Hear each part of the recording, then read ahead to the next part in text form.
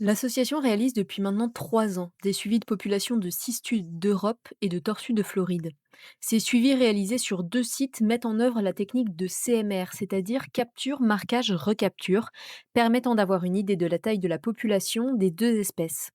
Ces suivis, qui dureront 10 ans, permettent à terme de comprendre l'impact, quel qu'il soit, de la tortue de Floride sur la population de cistus d'Europe et de connaître l'état de santé de ces deux populations.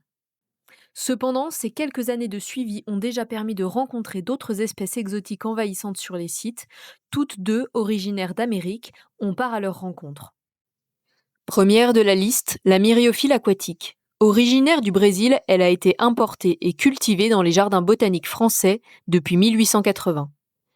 Grâce au bouturage de ses tiges, elle colonise rapidement mares, canaux et étangs en créant une épaisse couverture végétale parfois couvrante à 100%.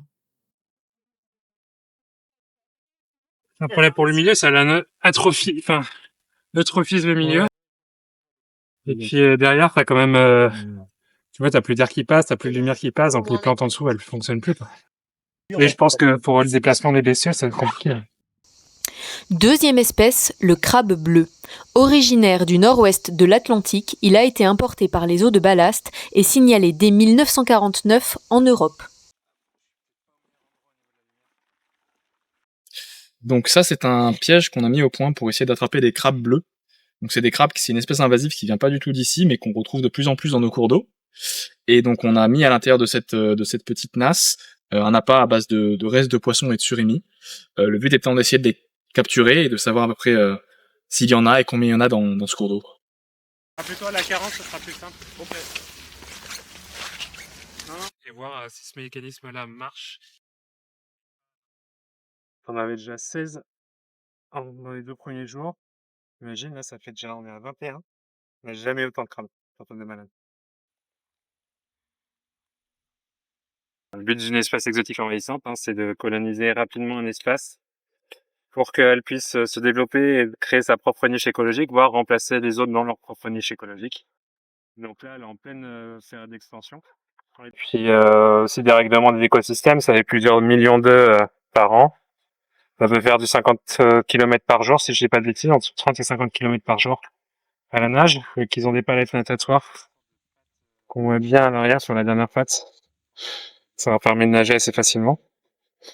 Et ça bouffe tout ce qui est micro, voire macro-vertébrés.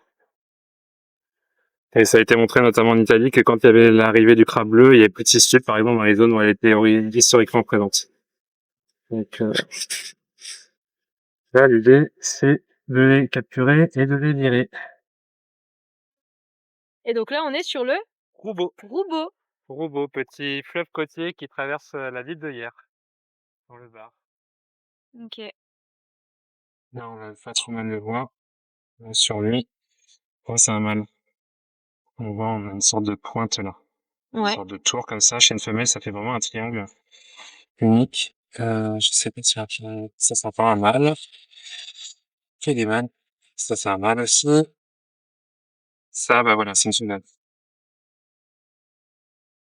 Ok. Ouais, on voit bien la vraiment les différence. différences, ouais. Mâle là et femelle ici. C'est ça. Au Au vu de leur statut d'espèce exotique envahissante et de la réglementation en vigueur, il est interdit de remettre à l'eau les crabes bleus après les avoir pêchés. D'ailleurs, afin de mieux cerner le territoire qu'il occupe, une campagne de collecte de données est organisée. Si vous voyez du crabe bleu, vous êtes invité à partager vos informations relatives à votre observation en vous aidant du QR code qui s'affiche à l'écran ou du lien suivant.